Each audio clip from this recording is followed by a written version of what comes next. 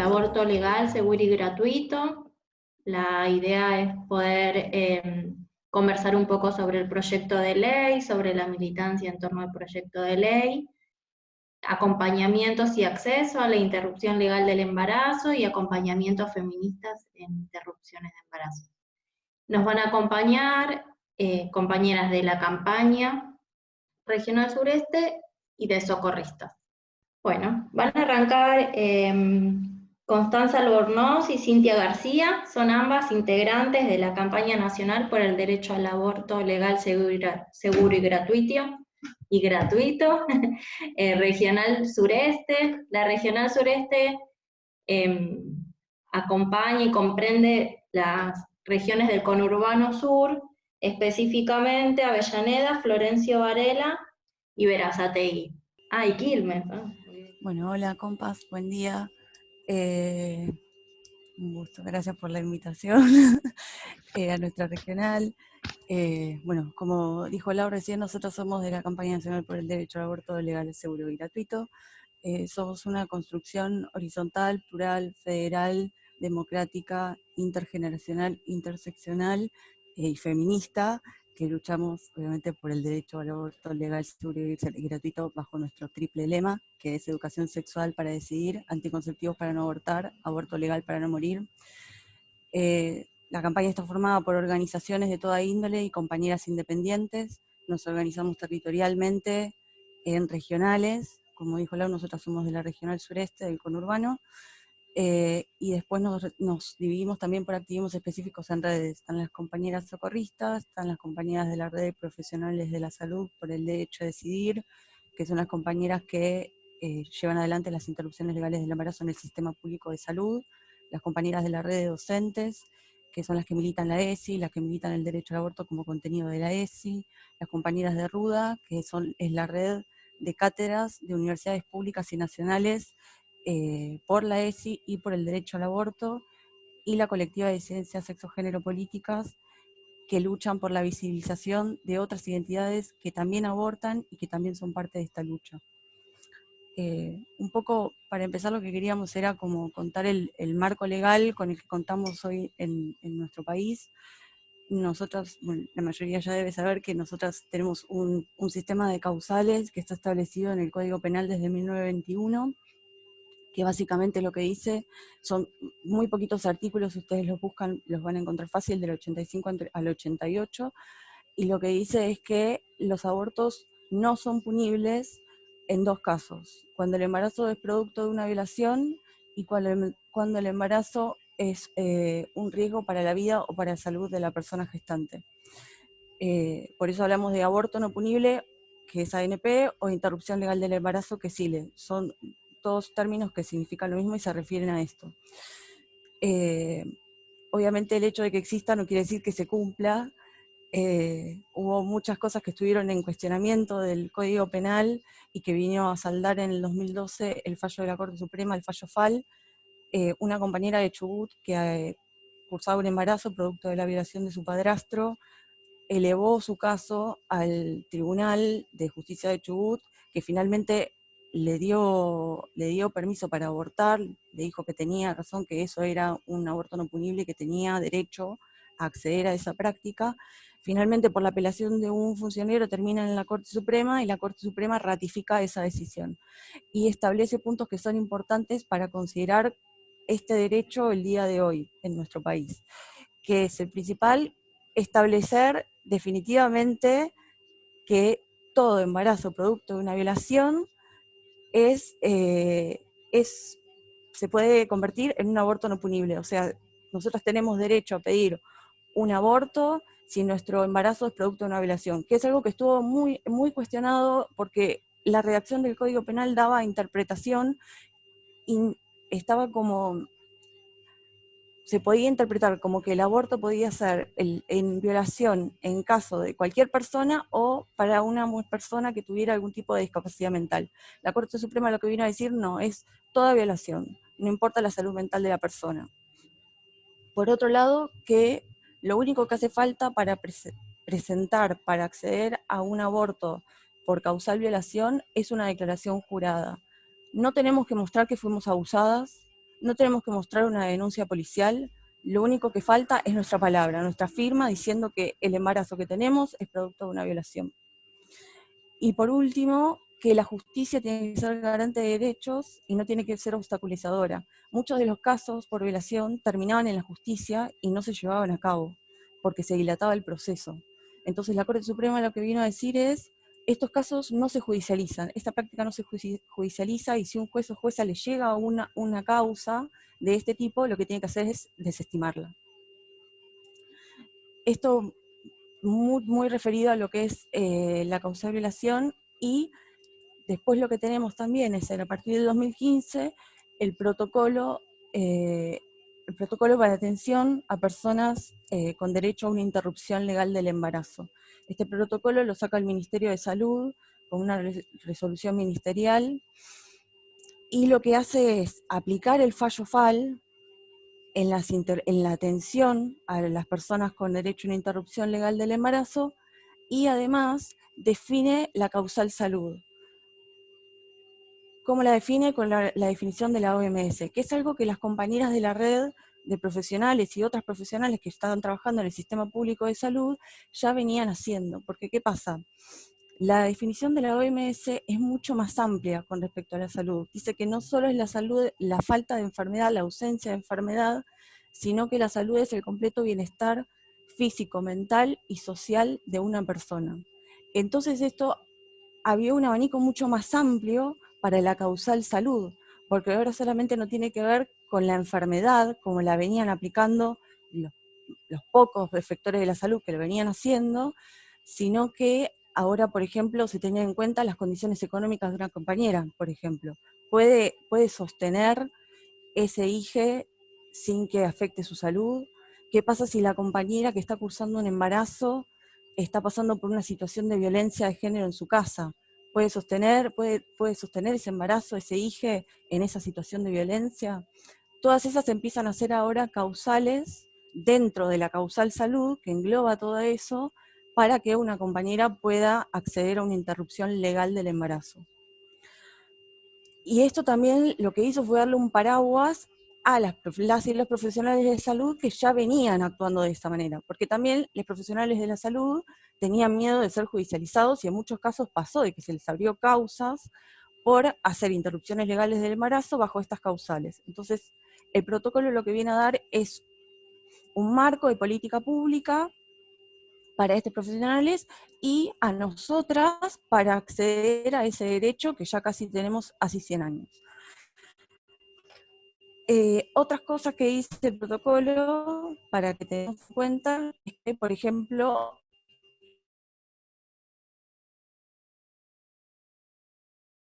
porque la primera versión del 2015, última, la sanción del Código Civil, entonces algunas cosas para tener en cuenta es que todos los embarazos de niñas menores de 13 años son consideradas producto de violación porque no existe consentimiento, entonces esas niñas tienen derecho a una interrupción legal del embarazo. Todas las niñas menores de 15 años también tienen derecho a una interrupción legal del embarazo por la causal salud, porque se considera que su fisionomía, por su fisionomía, corre mucho más riesgo llevando ese embarazo a término. Las personas con discapacidad tienen acceso a este derecho por sí mismas, pueden solicitar un sistema de ayuda si lo desean, pero son ellas mismas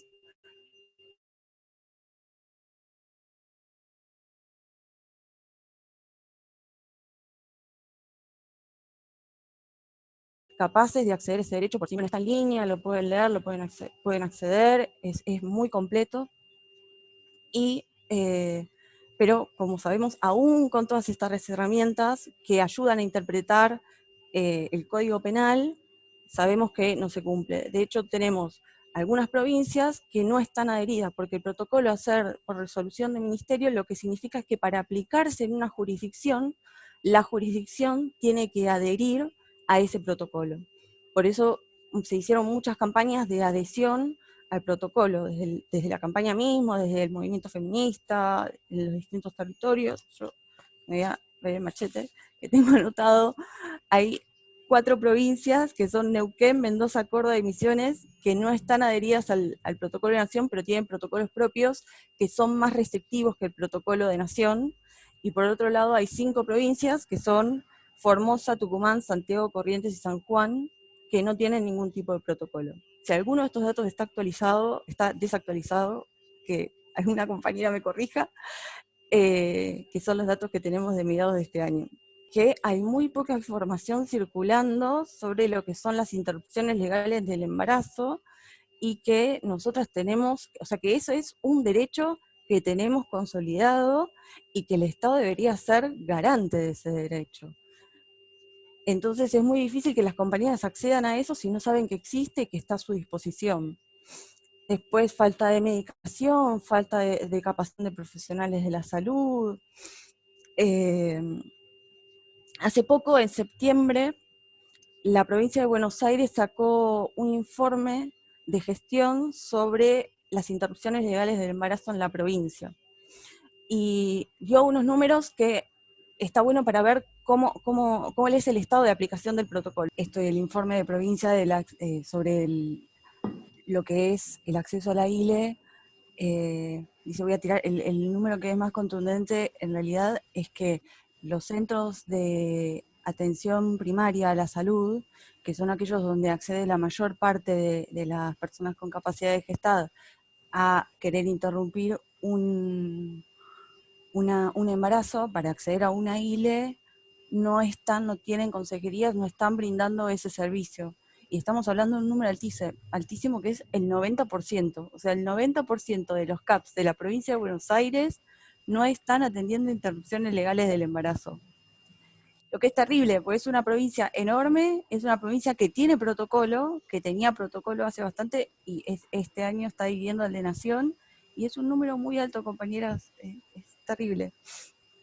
Y lo único que me quedaba para cerrar era decir por qué creemos que esto no alcanza, o sea, por qué vamos por la interrupción voluntaria del embarazo. O sea, ¿por qué presentamos el proyecto que explicó recién muy bien Connie?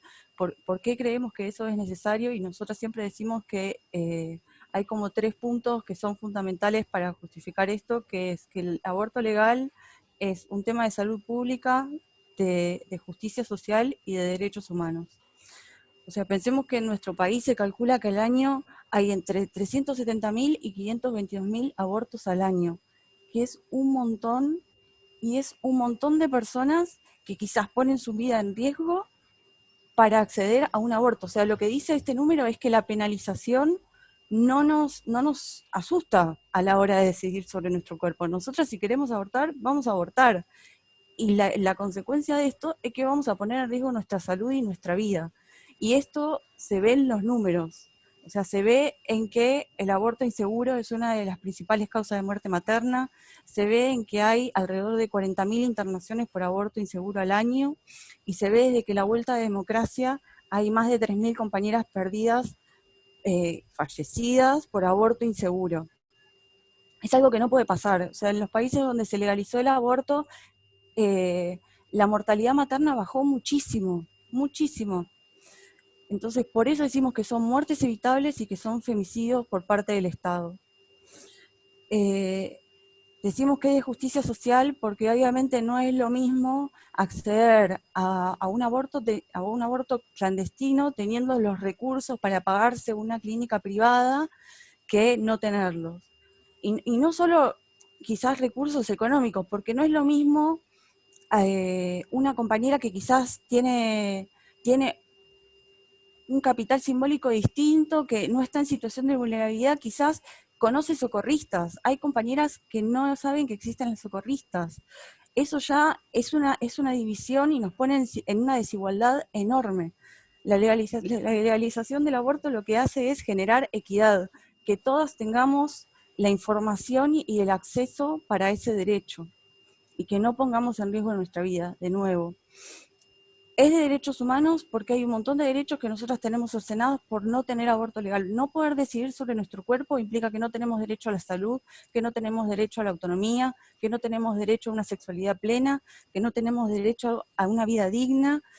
Y estos derechos están cercenados, compañeras. O sea, nosotras no podemos considerarnos ciudadanas plenas y unas personas que ejercemos nuestra libertad si no podemos tener algo tan básico como decidir sobre nuestro cuerpo. Bueno, yo soy Connie, también soy integrante de la campaña nacional por el derecho al aborto de la Regional Sureste, soy compañera de Lu y de Cintia. Un poco la presentación nos la habíamos dividido con Cintia, que seguramente ahora va a volver. Ella iba a comentar todo lo que tiene que ver con las interrupciones legales del embarazo, enmarcadas, como ella ya lo contó, con este marco legal.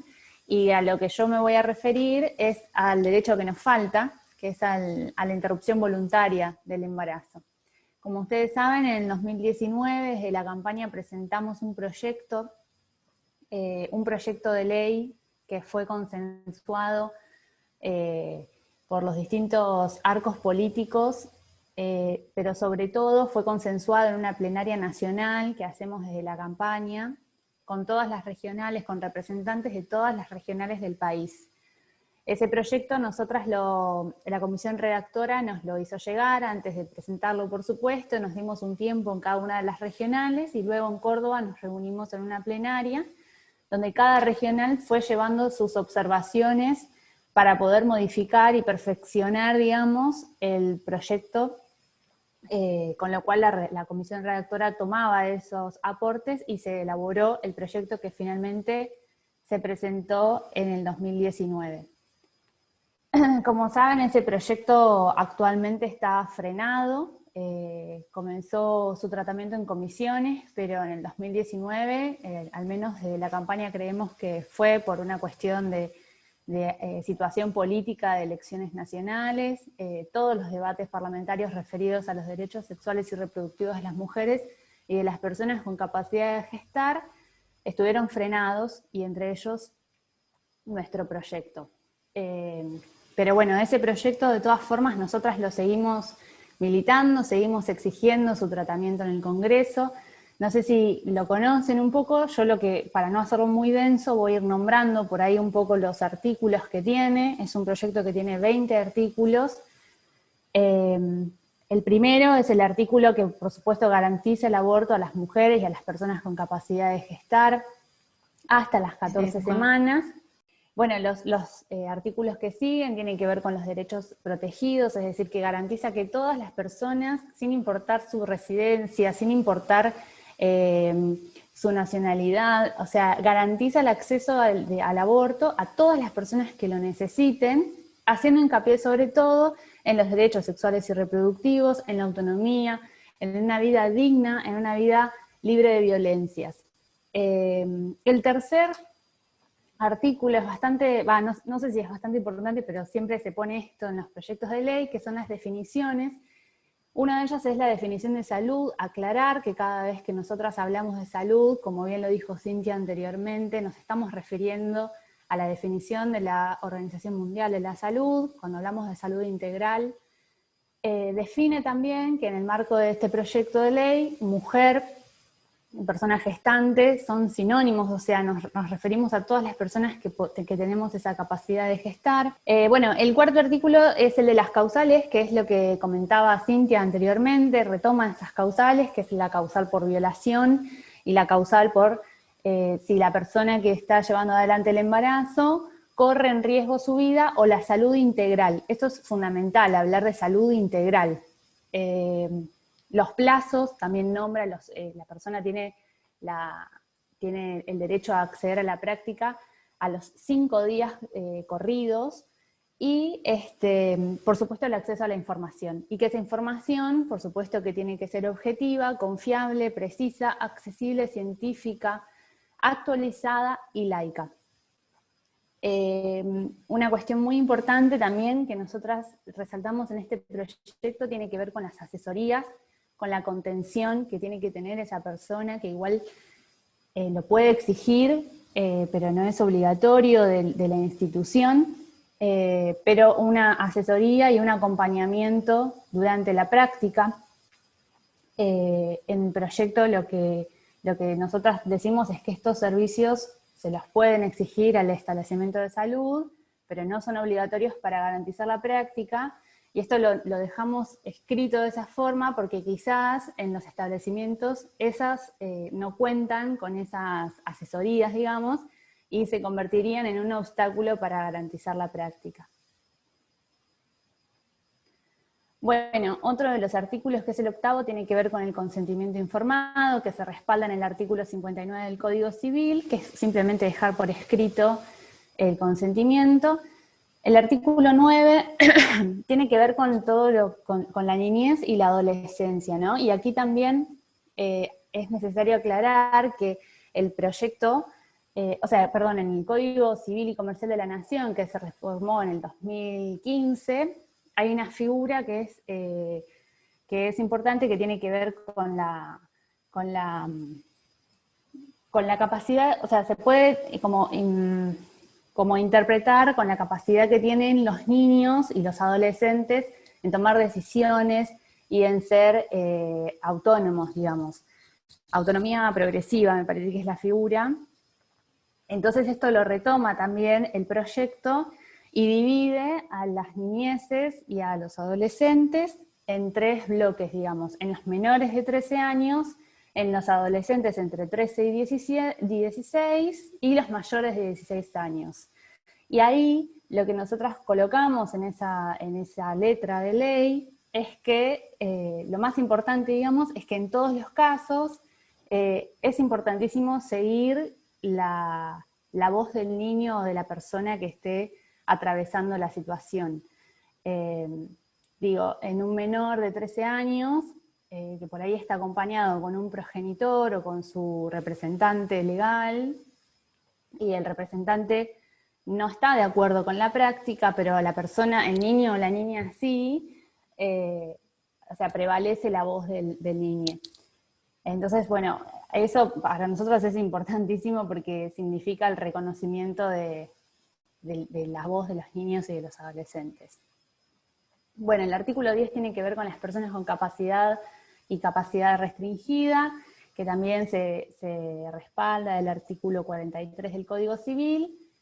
El artículo 11 tiene que ver con la cobertura, es decir, así como bien llano, que es gratis, que implica la gratuidad y obligatoriedad en todas las obras sociales y prepagas para el acceso a la práctica, que también es un gran obstáculo, actualmente digo. El artículo 12 tiene que ver con las políticas de salud sexual y reproductiva, y ahí hacemos hincapié solamente en ese artículo. Es uno de los artículos que también nos parece importante porque retoma la Ley de Educación Sexual Integral y, digamos, como que reescribe algunas cuestiones basándose en esa ley, como por ejemplo, que sea efectiva en todo el país, que el Estado tiene la responsabilidad de garantizarla en todos los niveles, a nivel nacional, provincial y municipal, que tiene que llevar adelante políticas públicas para el fortalecimiento de la salud sexual y reproductiva en toda la población. Toma como de referencia la ley de ESI, que es del 2006. Y desde el artículo 13 al 17, lo que hace nuestro proyecto de ley es proponer modificaciones al Código Penal de la Nación. Y las modificaciones más importantes, algunas se dice de forma, pero para nosotras son muy importantes, que tiene que ver con incluir la figura de persona con capacidad de gestar, porque en el Código Penal esa figura no existe. Y otra de las modificaciones que para nosotras son muy importantes tiene que ver con la despenalización de las personas que causaron un aborto con consentimiento y, por supuesto, la despenalización de cualquier mujer o persona gestante que acceda a un aborto. Bueno, entonces, ¿qué dice el proyecto de la campaña? Lo que decíamos anteriormente, que garantiza el acceso al aborto a mujeres y personas con capacidad de gestar de manera voluntaria hasta la semana 14, y que luego de la semana 14 es necesario encauzarlo en alguna de las causales, bueno, valga la redundancia, que son estas dos que nombramos antes, que son el riesgo a la vida o la salud integral. Otra es la cuestión de las definiciones, que es lo del artículo 3 que les decía anteriormente, que es esta cuestión fundamental de entender la salud como una cuestión integral, el bienestar físico, mental, social, y que también establece esta cuestión del derecho al aborto como un derecho humano. Y por supuesto, la implementación de la ESI también como parte de nuestras consignas, que es lo que tiene que ver con pensar el acceso al aborto como una política también, bueno, lo vuelvo a decir, pero por supuesto que es integral, o sea, nosotras queremos educación sexual también para que haya información y que además es obligación del Estado, ¿no? Y además los docentes, yo también soy parte de la red de docentes, esto lo estamos haciendo sin presupuesto. Ayer, cualquiera, voy a meter como un paréntesis de la red, pero les cuento, que ayer se lanzó un observatorio nacional, o sea, desde el Ministerio de Educación de la Nación, un observatorio de ESI. Fue un escándalo porque invitaron a la red de docentes, pero nos dieron un link que estaba mal, porque supuestamente lo cambiaron a último momento y no nos avisaron. Comenzamos a hacer comentarios en el chat de YouTube, como diciendo, bueno, presupuesto para la ESI, como cuestiones muy básicas, ¿no? Porque este año un informe de ELA, que es un observatorio también, lo que determinó es que se implementó un 0% de presupuesto para la ESI. Entonces, ¿de qué observatorio estamos hablando, no? ¿Qué tipo de políticas públicas está tratando de implementar el Estado cuando los docentes no tenemos formación, cuando no tenemos las capacitaciones necesarias para poder dar ese contenido en las escuelas o en los institutos, cuando los institutos de formación docente tampoco están formando a los futuros docentes con perspectiva de género, cuando no tenemos un posgrado gratuito o un postítulo gratuito? Entonces, bueno, todo eso también se enmarca dentro de los reclamos que seguimos haciendo desde la campaña y la red. Bueno, otra cuestión que me quedé enojada con lo de Trota porque fue un escándalo, en serio, lo de ayer. Otra cuestión que resalta nuestro proyecto es esta cuestión del acceso y de los derechos protegidos, el acceso al aborto y los derechos protegidos, que tiene que ver con lo que decía antes, de que no hay distinción de origen, de nacionalidad, de raza, que lo que se hace hincapié es en los derechos sexuales y reproductivos, en la autonomía, en la vida digna, en una vida libre libre de violencias, y que, por supuesto, el consentimiento es lo único que necesitamos para realizar la práctica. La cuestión de la información es fundamental. En el artículo de las asesorías también lo resalta, es una cuestión transversal a todo el proyecto, que la persona que decida realizar la práctica tenga información precisa, sobre todo laica, actualizada, es decir, que las valoraciones personales o religiosas no interfieran en la decisión que realice la persona. Bueno, lo que decía antes del derecho al aborto, como un derecho también accesible para niñas, niñas y adolescentes, ahí está explicado también un poco la cuestión de que prevalece siempre el interés superior del niño, que eso está en la Convención de los Derechos del Niño, y que todas las obras sociales tienen la obligación de garantizar de forma gratuita la intervención. Es como medio raro leer la placa que todas están leyendo, pero bueno. Y esta es una cuestión que a nosotros también nos parece fundamental, que es la eliminación de las penas, la penalización para acceder al aborto, ¿no? Que es una de las cuestiones que también genera muchísimo miedo, porque también hay, o sea, esto va ligado, creo yo, con la cuestión del acceso a la información. Si conocemos nuestros derechos, entonces va a ser un poco menos riesgoso someternos a esto, ¿no? Someternos no es la palabra, pero digo, conocer y tener el acceso a la información de cuáles son nuestros derechos también nos garantiza libertad, si se quiere.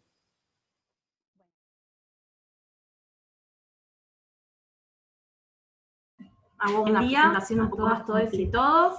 Primero quería empezar con el video, ¿les parece? Por favor,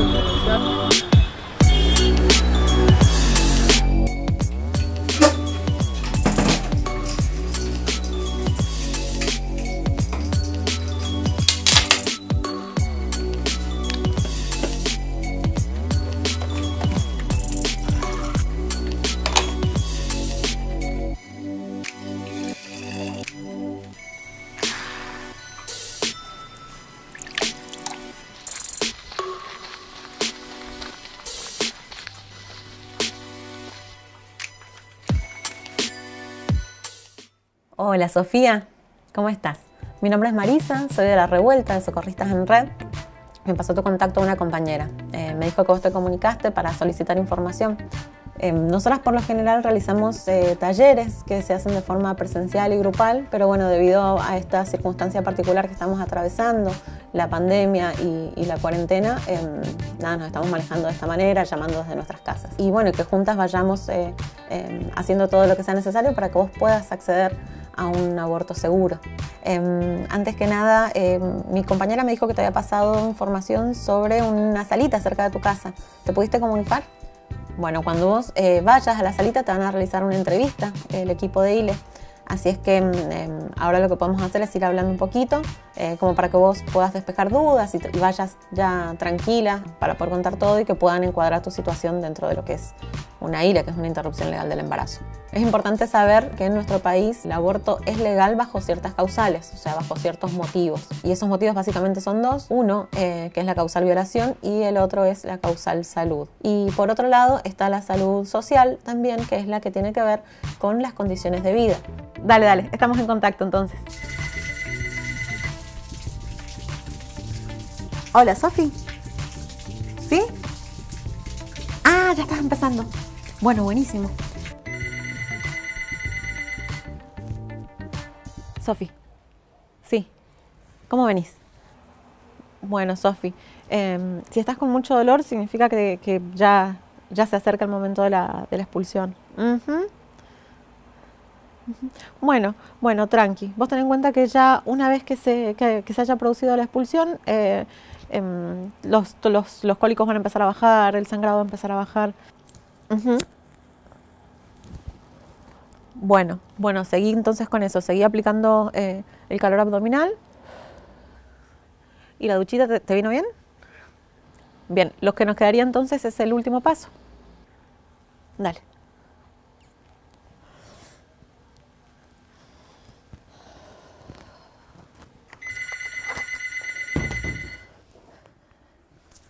Sofi, sí. ¿Expulsaste? Oh, buenísimo. Bien, me alegra un montón lo que me estás diciendo, que estés bien, que estés acompañada, que estés con tu hermana. Si quieres hablamos mañana para ver también cómo pasaste la noche. Bueno, Sofi, te mando un abrazo re grande. Chao, que descanses. El 13J significó una explosión de fuerza, un despliegue de potencia feminista. Son hitos de los cuales no podemos volver atrás. Y es por eso que hoy, en este contexto tan particular de aislamiento social, seguimos acompañando las decisiones de abortar. Por eso, hoy, como siempre, en cuarentena, seguimos estando cerca.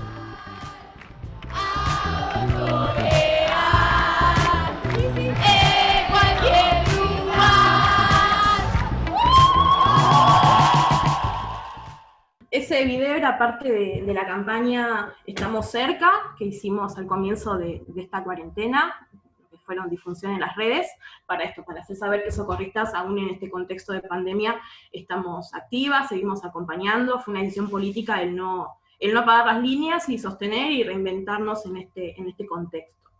Para quienes no nos conocen o no saben bien qué es esto del socorrismo y socorristas en red en particular, si bien el término socorristas como que se amplió a las colectivas feministas de acompañamiento en sí, pero bueno, pertenecer a socorristas en red tiene como sus particularidades, sus consensos colectivos y a nivel federal. Nosotras somos feministas que acompañamos a personas en sus decisiones, a mujeres y personas con capacidad de abortar en sus decisiones respecto a embarazos, siendo la gran mayoría de esas decisiones interrumpirlos. Estamos a nivel federal, somos más de 56 colectivas en distintos puntos del país, que empezamos a activar desde 2012, de a poquito nos fuimos difundiendo por toda la geografía argentina, somos más de 600 activistas actualmente, y bueno, cada vez por suerte crecemos más y más. Tenemos un dispositivo, el que llamamos dispositivo socorristas, que implica el acompañamiento a partir de estos acuerdos y consensos que hace un ratito les estaba contando, que son 4 momentos, o así los dividimos nosotras. Hay un primer momento donde quienes deciden al menos acceder a la información de cómo seguir en esta situación, que se comunican con las líneas públicas que tenemos. Yo después les voy a pasar el link de nuestra página web, donde están los números, el nombre de cada colectiva en cada punto del país, para que también esto, ¿no? Como decía Cintia, a veces es un privilegio quienes pueden acceder a socorristas, y es una información que esta es una instancia también para invitarles a que sean multiplicadoras de que estamos y de que acompañamos, así que después les voy a pasar ese link. Esa persona llama a la línea pública, en esa línea hay ciertas compañeras encargadas de ser las telefonistas, que son el primer contacto, son la primera voz que representa a esta red, donde desde una escucha activa tratan de bajar todas esas ansiedades y angustias con las que a veces nos llaman. Si nosotras, y yo particularmente hoy, voy a hablar de los acompañamientos y las personas que llegan a nosotras. Yo no puedo hablar en nombre de todas las personas que abortan, ¿sí? Son experiencias distintas, son sentires distintos, y una gran mayoría se acercan con esas inquietudes, con esos miedos, con estas angustias, que las compañeras desde la escucha activa y desde la información básica van a tratar de hacer el encuadre en lo que es este acompañamiento socorrista. En cualquier otro momento de la vida, aunque no sea en pandemia mundial, nosotros lo que hacemos es, después de ese primer llamado, citarlas presencialmente a los que llamamos que es un taller de manera grupal, donde son un promedio de 2 socorristas y unas 4, 5, 8 socorridas con sus acompañantes. Donde nos encontramos en lugares públicos, a veces es una plaza, a veces es un centro cultural, un sindicato, creamos un clima donde circula el mate, donde circula la palabra, donde hablamos de los sentires que están atravesando respecto a esta situación, donde brindamos información sobre el uso seguro de la medicación, de cómo se aborta de manera segura, que esto es información que, como ya citaron las compañeras, está en el protocolo de interrupción legal del embarazo, que lo tengo acá y que también se los voy a pasar después, las chicas se lo van a pasar como material bibliográfico si quieren leerlo. Y para nosotros es un sentido pedagógico muy grande el que se genera en esa ronda, donde lo que me pasa a mí, o mis dudas, mis miedos, también le pasan a la otra, y le pasaron a la otra, que ahora es socorrista. Nada, es como una complicidad muy, muy linda la que se genera, también muy dura, algunos relatos difíciles de escuchar, pero bueno, es parte de este hacer colectivo que intentamos que sea, ¿no? Un acompañamiento desde otro lado, desde la calidez, desde la escucha, desde este acompañamiento feminista, como es lo que nosotras abogamos.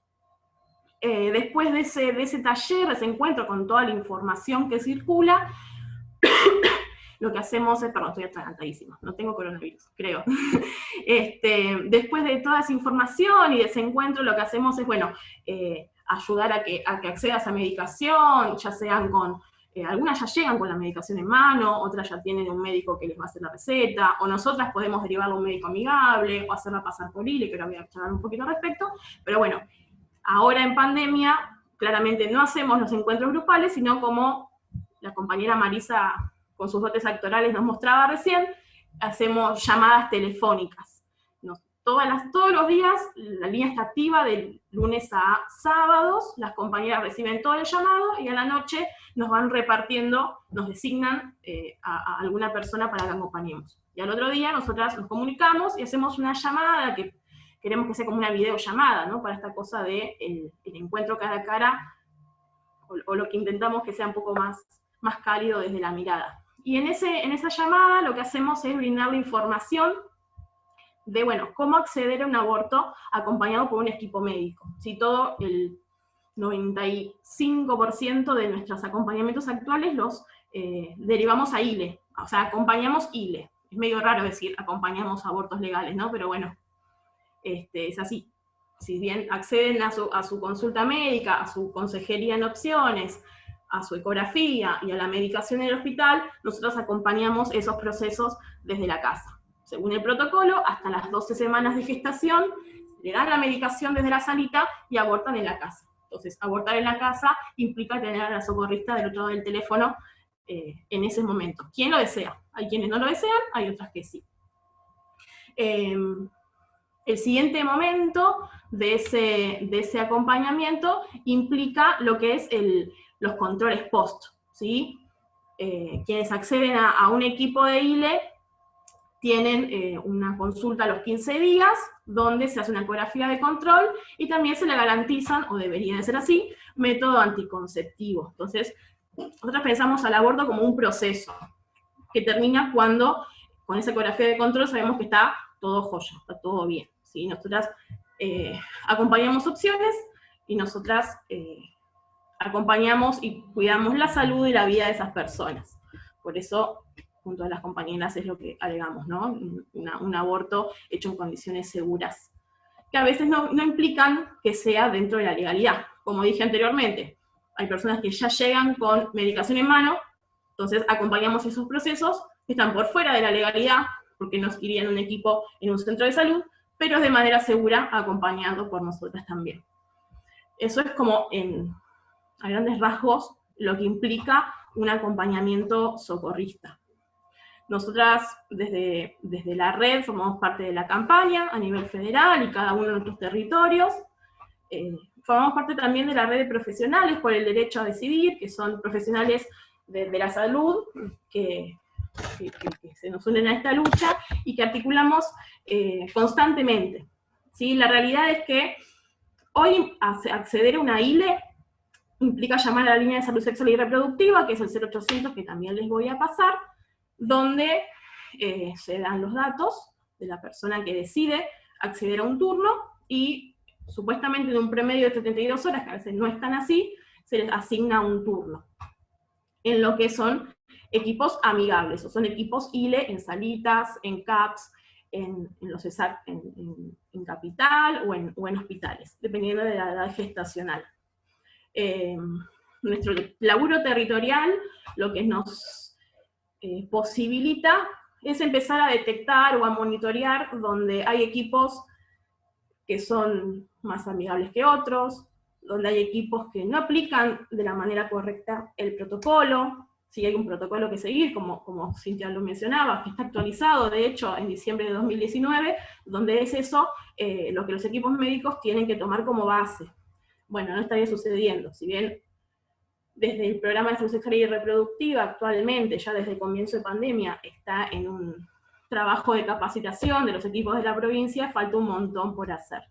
Nosotras de socorristas y desde los acompañamientos y lo que mismo las mujeres y las personas con capacidad de abortar nos cuentan es que podemos hacer como este mapeo de, bueno, lo que debería ser, pero en realidad lo que está haciendo. Hace poquito lanzamos el Observatorio Clandestinos No, donde también sistematizamos un poco todo esto que estamos hablando. Si bien es también mucho trabajo manual, de artesano, digo, y también en contextos de pandemia donde todo el tiempo se está actualizando, ¿sí? Porque el equipo que hoy funciona bárbaro, en una semana no tiene medicación y está derivando, o es aislado por que un trabajador o trabajadora dio COVID positivo. Entonces es como un laburo que constantemente está en actualización. Y ahí también se activan las redes, ¿no? Las redes de campaña que cuentan con información, con otras consejerías que cuentan con información, con la red de profesionales.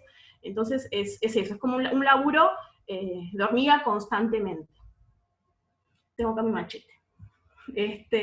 Quería contarles, nosotras, de todos los acompañamientos que hacemos, de manera anónima, hacemos lo que llamamos una protocola, donde arrojamos datos, que después hacemos datos estadísticos de estos acompañamientos. La realidad es que hasta principios de esta pandemia, que fue cuando también el programa de salud sexual y reproductiva empezó a gestionar de otra manera respecto a cómo venía trabajando, donde actualmente los equipos tienen que completar una planilla para sistematizar datos. Anterior a eso no había datos. Los únicos datos que teníamos eran los nuestros, que son datos que estuvimos de hecho presentando en Congreso en 2018. Y la idea también es desmitificar, ¿no? Romper un poco con quiénes son las personas que abortan. ¿Son solamente las pibas que no tienen información? ¿Son solamente las pobres? ¿Son solamente las que las que usan como método anticonceptivo abortar y abortan todo el tiempo? Entonces, la idea es hacer un análisis político de los acompañamientos. Y acá esta diapositiva nos cuenta que, si bien yo les dije que la red empezó a existir desde 2012, a partir de 2014 se empezaron a sistematizar los acompañamientos. Por eso, a partir de 2014 es que tenemos estos datos. Son datos públicos que pueden encontrar también en nuestra página web. Bien, acá este cuadrito que nos cuenta es la cantidad de abortos que hemos acompañado desde la red, o sea, a nivel nacional, desde 2014 hasta 2019. Y ahí hace una diferenciación. Dice que son 38.116 personas que accedieron a talleres, o sea, a la información, y de esa cantidad, un 31.936 fueron las que efectivamente llevaron adelante sus abortos. ¿Sí? Esa diferencia de 1.508 personas o deciden continuar, o abortan de manera espontánea, o no vuelven a comunicarse. Por eso también esta cosa de decir que acompañamos opciones. No siempre acceder a socorristas, acceder a un aborto, a la información de un aborto, implica realizarlo. Si pasamos a la siguiente, compa.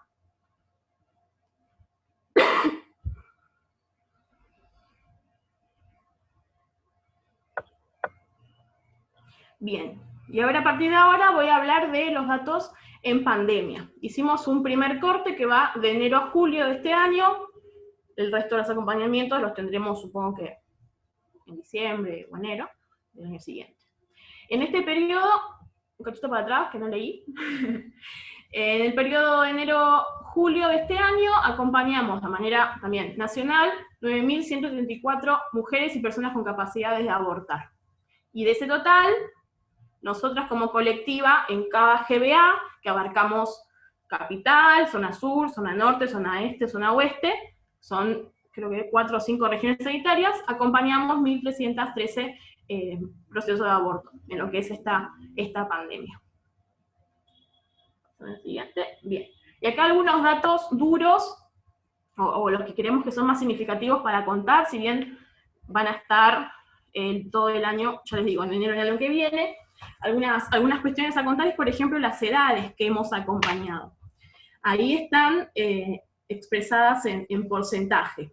¿Sí? Acompañamos niñas y adolescentes, un 9,7%, que ahí lo desglosé porque me pareció interesante ver las edades.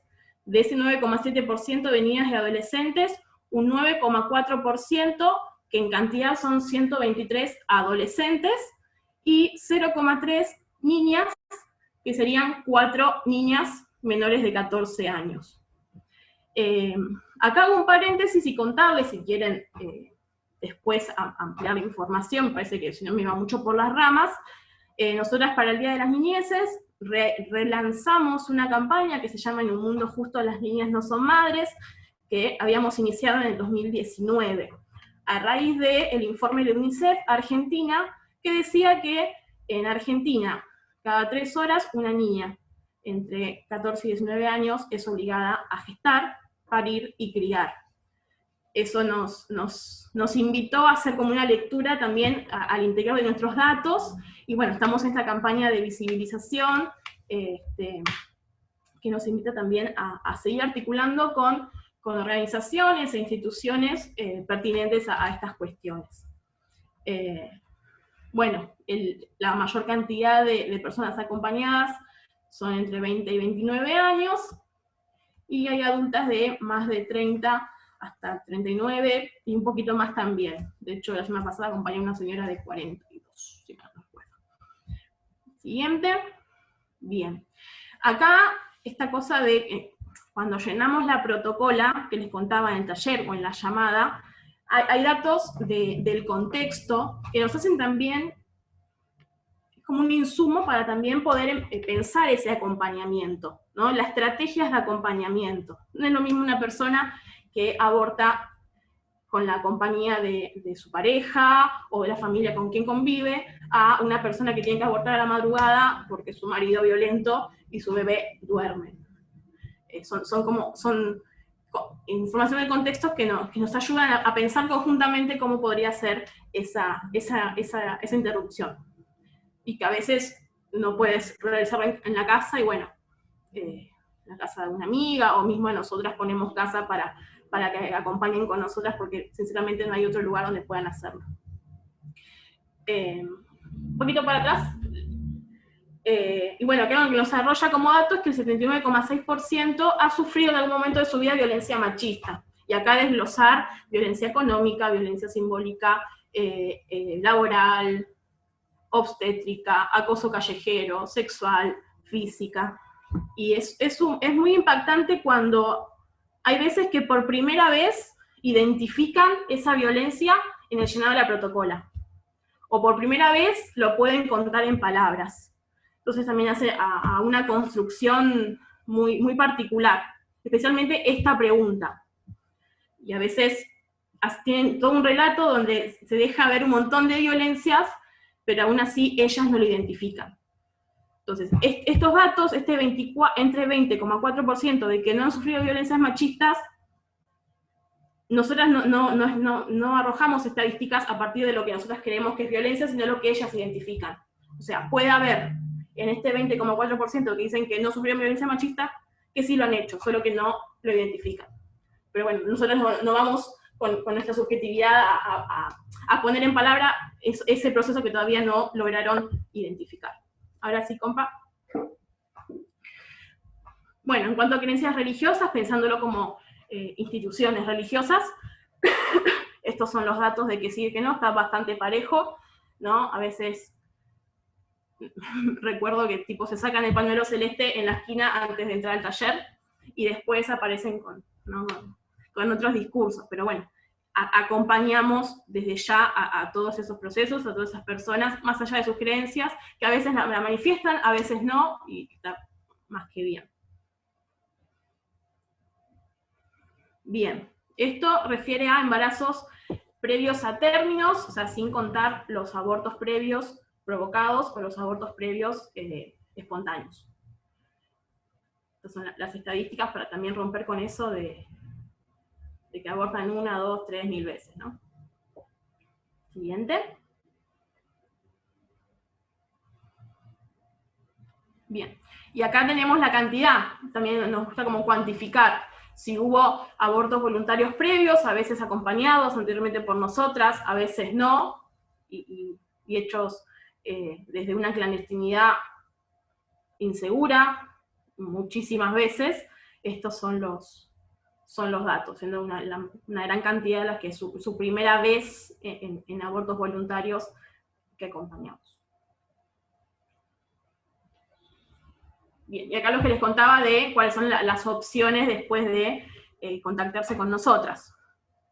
Esto a nivel local, CABA GBA. El 60,5% deciden efectivamente interrumpirlo, acompañado por el sistema de salud nosotras, derivando lo que sigue.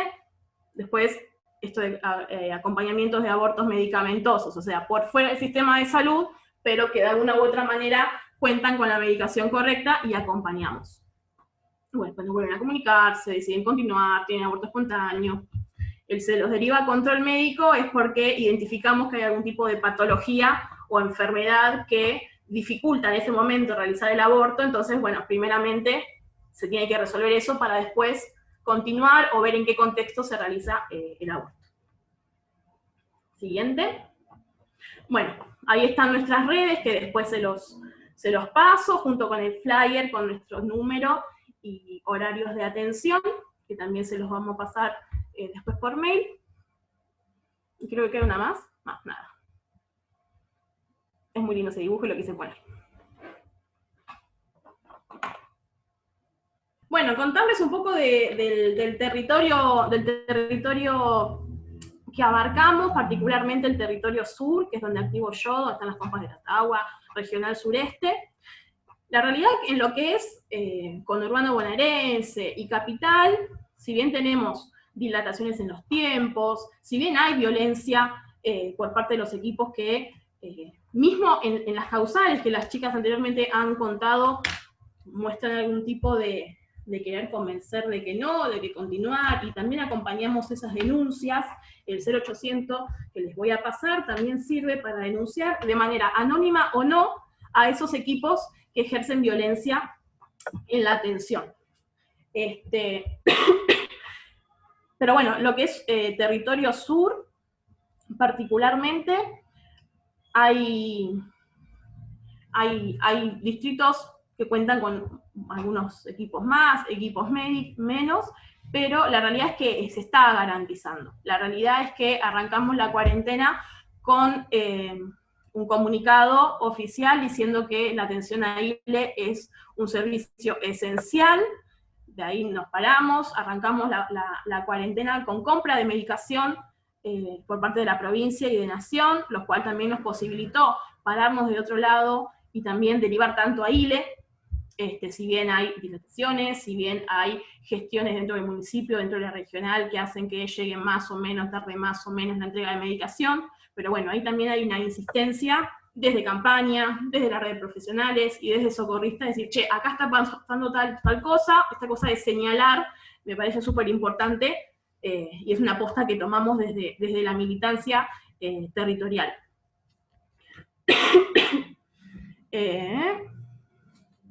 Y comentarles, y ya cierro porque si no nos vamos de tiempo, contarles que esto que hablaban las chicas de solamente en caso de causal violación, solamente hace falta la palabra, no hace falta ningún tipo de denuncia penal. En el protocolo de ILE que les vamos a adjuntar hay un anexo atrás donde está la declaración jurada y está el consentimiento informado. Consentimiento informado es decir, yo recibí toda la información respecto al uso seguro, de cómo va a ser, doy mi consentimiento, y ahí hay entrega de medicación. Es un consentimiento informado que una copia debería quedarse el equipo médico y otra, el usuario, la usuaria del sistema de salud también puede tenerlo. ¿Sí? Así que también conocer esa parte del derecho. Y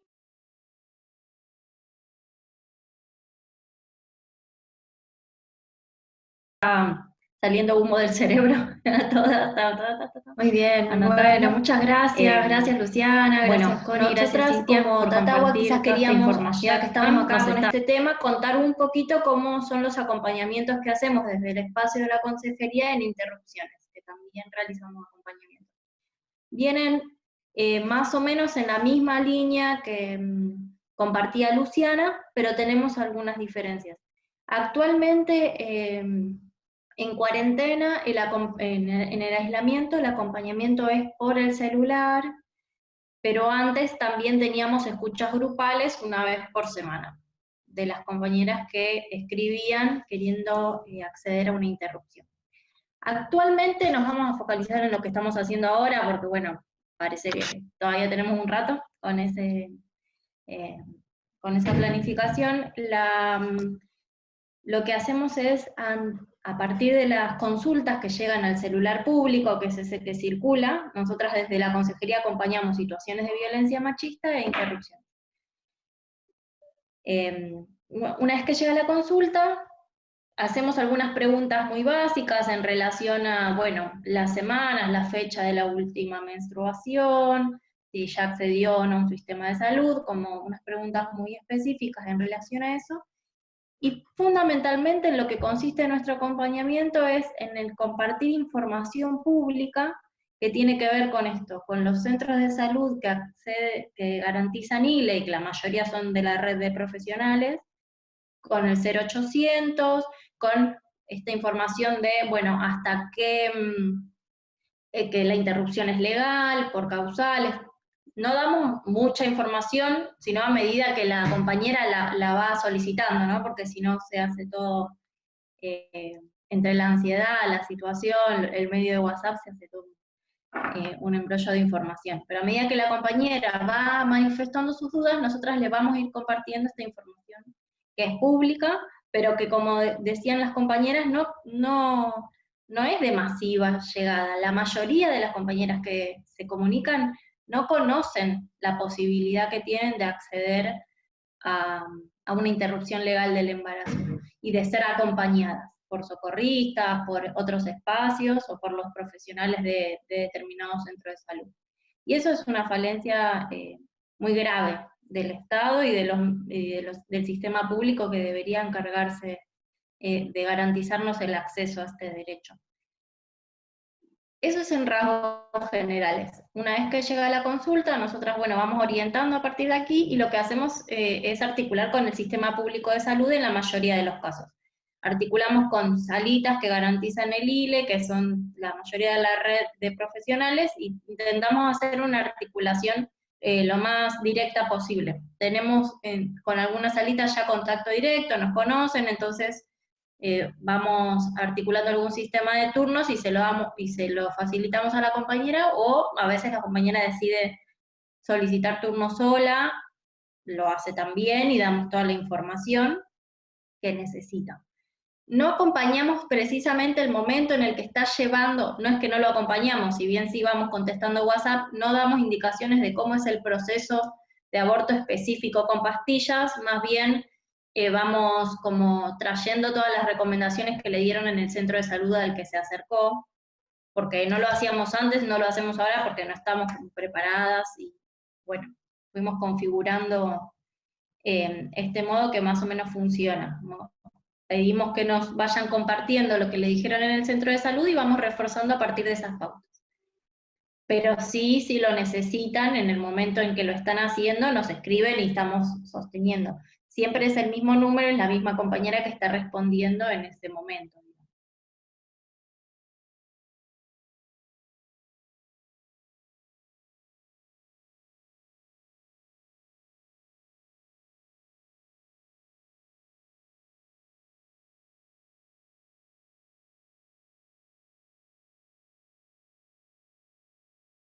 Buenísimo. Bueno, gracias, chicas, chicos, chiques. Nos vemos el sábado que viene. Gracias, compa. La pena, penita, pena, ahora tú respiras. Pena, penita, pena.